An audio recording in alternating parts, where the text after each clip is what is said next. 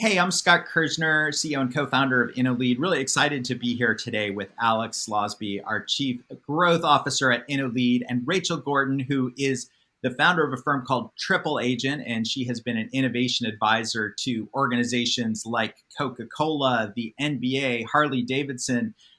It's so great to have both of you here to take a crack at a couple questions about what's been happening in the innovation space. And as we close out 2023 and head into 2024, I guess I'm curious, Alex, maybe I'll put this to you first. What have you seen happening in this corporate innovation space? Yeah, I think of two things. I think of budget and the economy, and I think of generative AI. I guess I'm smashing the first two together as one thing. And so we entered this year questions about organizational spending on innovation, questions about innovation budgets. And we saw that through the year with people having budgets reduced, some questions about headcount, inability to travel, stuff like that. So one big thing, how is innovation going to get funded this year? How are innovation teams going to retain their resources and continue to create value? And then Gen AI, Gen AI, Gen AI, right? So everything was, well, what do we do about it? How do we create value with it? So those are two of the big things, I think, where we started out the year. Very interesting to see where we're sort of ending up the year. And we'll talk about that and the implications for next year. Rachel, I'm curious to hear your perspective because from where I sit, um, it's been a fairly frugal last 3 years for a lot of these teams, right? Like you don't hear people who've got endless resources to hire and to do projects and to invest in outside consultants. So curious to hear your perspective. Absolutely. Thanks for having me, Scott. So I think really it's just been very tumultuous. There's just a lot of change that's happened in those 3 years, and especially in the last year. Lots of teams, as a result of those budget cuts that you mentioned, Alex, have been reshaped or reorganized. But I think a lot of people also left roles on their own because they weren't excited about the mandate of their teams. Um, and then when I talk to people, what I hear is really that there's been a lot of stopping and starting of projects, and things have just been put on pause, and that can be really demoralizing, and you know, essentially makes people question whether they really want to do this work. The other thing that I think is important is that for the people who have stayed in those roles, there's just been this very heavy focus on the near term, and I know you guys have talked about that before on some other at some other events. And so I think the people who have stayed in their jobs have been wondering about, okay, when am I actually going to be able to think about, bigger ambitions? And just to answer your question, I think it's because there's been a number of corporate restructures. I mean, that's really the name of the game, I'd say, in the past year. And that's because of our economic conditions. And also the tech disruptions, like what Alex is saying. I mean, I think the generative AI emergence has really created pretty much a revolution for the people working in innovation. So what, maybe to continue with you, Rachel, like, what do you do about this if you're on an innovation team, you are still feeling engaged and motivated, you care about the organization, you want to stick around. Um, what should you be doing? I mean, one of our hypotheses has been like, hey, if you're not pivoting really hard to lead into generative AI, people are going to start looking at other projects, related to training or culture change or, I don't know, technologies or projects that are in the portfolio that don't have a generative AI link as somewhat irrelevant. But maybe you have different thoughts about that. I tend to agree with you actually on that, Scott. I think, you know in the meantime, corporate innovation, it really doesn't stop. And as we all know, that should be an always on function in the background. So I think um, my first advice to people would be, if you're in a team that actually is still live and working, you may want to think about pivoting to quick win projects, those projects that we often talk about that the organization will notice as delivering commercial impact. So that would be my first advice for those folks. So thinking about where can I really quickly add value. The second thing I'd say is, like, if your team has been disbanded, I do think there's really an opportunity for people, because I was in a very large organization, or several of them, to really think carefully about applying to other roles in the organization to gain specialized experience, or knowledge in a particular function that you haven't worked in, because you've been in the innovation function. And that is always a good idea for people who work in innovation to get deeper into the business, because you can always return to the innovation team at, pretty much at any time, and you're probably much more valuable. And then obviously, as Alex was saying, like upskilling on generative AI. I think that, the more you're going to become more valuable as, the more that you know about these tools. And so at the same time as upskilling yourself, you can have a look at exploring different areas in the business where you might be able to use, these tools to develop business cases for new products and services. All right, I love that idea of taking a rotation through a business unit and seeing things from a new perspective, building new experiences. Alex, Rachel said the words quick wins. And I remember pre-COVID, one of our last research reports was called Quick Wins. And so then all through COVID, innovation groups have been pulled towards these quick win projects into Horizon One, what we sometimes call the organizational fire drills. Like, what do people need help on right now? What's your advice on, if you're in one of these teams, like what can you do about all this pressure to be in Horizon One, delivering quick wins, when really the job of innovation needs to be, right, thinking about the medium, long-term, H2, H3, whatever terminology you like today? Yeah, there's a lot to dig in here, and I'm going to virtually high five Rachel, because I would underscore everything that she said. I'll take a slightly different angle to underscoring it as well, right? So it's real interesting that Harvard Law School tracks CEO tenure, and over the last 10 years, generally speaking, it's just been shortening, coming down, right? So it's like in the high 7 years average tenure about 10 years ago, and now it's sort of in the low 7 years. I think this means in part that we have fewer and fewer senior executives who have the patience for long-term innovation, who say, hey, if I back this stuff, which is uncertain, maybe will pay off big, but I probably won't be around. They're having harder and harder time justifying it. And so that calls into question their support and the support for these big innovation teams. So when I mention relevance, it is the quick wins. Ultimately, if innovation teams can't be seen as creating value, tangible value in the near term, pardon my language, I think they're kind of screwed, right? I think there's just less and less patience to wait it out. So to Rachel's point, let me, again, triple clicking on it, I think the Gen AI thing is spot on. And I think we've got the horizons, but I also think we have the fact that innovation leaders and teams are really well equipped to explore the unknown when there's a lot of assumptions and very little knowledge. That is Gen AI, whether you're applying it to improve innovation processes, whether you're applying it to improve parts of your business. I know we'll talk a little bit about that as we wrap up.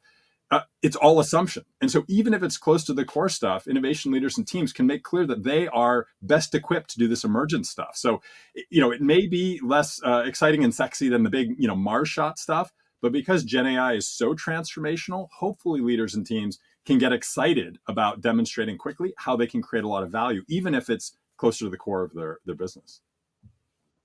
All right. So, Alex, what I hear you saying, even though maybe you don't like the horizon terminology anymore, is that true? You're like beyond McKinsey's. Yeah, the whole time frame thing, just done with it. Totally done. But it sounds to me, because I still use the horizon terminology, like you're saying you need to be in Horizon 1 or Horizon 1.5. It's very dangerous to be saying like, hey, let's build our own version of Google X right now. So Rachel, maybe really quickly as we look ahead to next year, like what do you think is the top priority for someone in a big organization, whether they have innovation or strategy or future growth, emerging tech, whatever their role is? If you're one of these forward-looking people, what should be high on your list?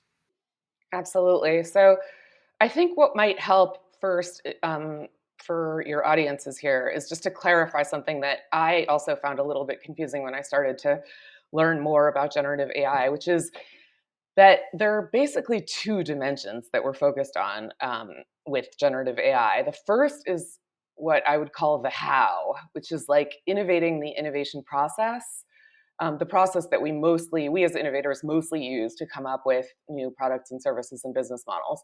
So this is about innovating our ways of working. So like, for example, if you're familiar with the double diamond process, this is about like making that simpler and most importantly, faster. So, if you're doing consumer interviews, that's, something you can really change with Chat GPT and basically, have Chat GPT develop the interview guide, for example. Or you can actually have AI develop product concepts and include images from Midjourney. So these are things that we as innovation people, like, we essentially can expedite our whole process, that double diamond process. Um, and there are large companies, I can say already, who are already doing this. Like, they're in the process of really innovating that process and essentially obliterating the first diamond of that process. But the most disruptive version of that actually is that, like, you essentially would have a totally different starting point. So using AI to do that whole first diamond, you would start with concepts that are already insight driven and are already robust, and you would just build from there. So I guess essentially the second diamond. I'm not a huge like framework loving person, but if that helps people understand, you can start with the second diamond and essentially leapfrog that first whole phase. Which if you do this work, I have for many years, it's pretty like takes a lot of time. The other point about that is that AI can also gather and synthesize trend data super quickly, and social listening, it can also do that. So all of that just in theory will make all of our lives much easier, which is a very exciting possibility. So that's kind of, the first piece of it, like I was saying. And that has huge implications for what innovation agencies will be doing in the future and the work that I do as an advisor, helping build teams and helping internal innovation processes become more repeatable. So the second bit is the what. Like, that was the how. This is the what, the second bit, which is really this very exciting opportunity that's about new solutions that you would develop or launch into market. There are some solutions also internally that companies are looking at using AI. So this is the new business models, the new partnerships, all of these things that are, I think, as Alex was saying, like, that's what the organization really cares about, is that bit, which is essentially doing innovation completely differently. And I think for the folks who are listening, this includes, what the question was really, what should people be focused on? I think it's really starting to identify the use cases in your business and what are the priority areas where you can do experimentation. And I think that's really the answer to that question. And I think if I look in my crystal ball, this is going to mean more reorganizing, not less, probably. And if I look at that, I just think there's going to be new systems for leadership and governance around AI. And I think it's going to throw into question the way that companies are really structured, because who's going to be accountable actually for the decision making around all of this? It's not going to sit only in the innovation team, that is for sure. So I guess in summary, what I'm kind of saying, I think, is really that organizations and innovators really need to focus on the upskilling and figuring out where are the most exciting and commercially impactful areas in your business to apply AI.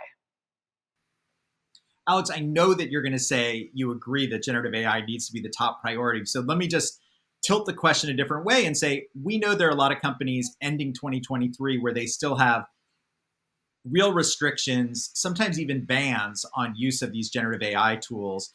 And so my question would be, if you're in an innovation role, you're taking Rachel's advice, how do you nudge your company past like the paralysis, over-analysis, over-focus on risk into like, hey, these tools are going to be important. We need to be experimenting with them. Yeah, I think I can actually answer that question specifically with regard to generative AI, but just back to the point about innovation team relevance in general, right? There's a lot of questions. Gen AI, what does it mean for us? What are the opportunities? What are the threats, right? Top of mind for a lot of executives. Same thing with innovation teams, right? All this innovation stuff. What are the opportunities? Why should I be funding it, right? So again, back to this idea of quick wins, which again, we've been talking about for a long time now, but it's absolutely, I think, crucial. And when we talk about that, I focus on that word entrepreneurial. It's one thing to lead innovation in a company as sort of a corporate soldier. It's another thing to do it as an intrapreneur and entrepreneur, where you're really working hard to create value very quickly and cheaply to prove that value, right, to executives. So I think this is the answer that works both for innovation teams, which is if you're not focused on just doing the things that help your senior executives get to their outcomes, you're probably screwed. You just don't know when. at the same time, think about their big questions around generative AI, right? All of these big concerns. How do you identify what those are, and then do experiments, do careful things to help them learn more, understand, and see opportunities and ways around the threats. So they go, oh, these folks are doing something tangible, right? They're helping me get where I need to go in the short term. That then can help you maybe buy the time, buy the resources, buy the space to do those bigger things, bigger innovation things that you want to. So yeah, completely agree. Gen AI is so important. Dig in there, but continue to focus on relevance. How do we prove that we are worth it, that you should keep investing in us, senior executives? I think that should be top of mind for innovation leaders and teams going into the new year. I love it. I think the one thing that I would add, kind of like as a wrapper around what you two just said, is that 2024 is my belief is 2024 is going to be a year where organizations need to grapple with like the human dimensions of AI and generative AI, and like how are people going to respond to these tools, want to use them, not want to use them. And also thinking about like, well, what is our vision for what this organization is going to look like post AI? You know, not just like blind adoption of tools. Let's put them out there for customer service or sales or what have you, but like really where are we trying to go? And I think most organizations have not started having that conversation or painting that vision.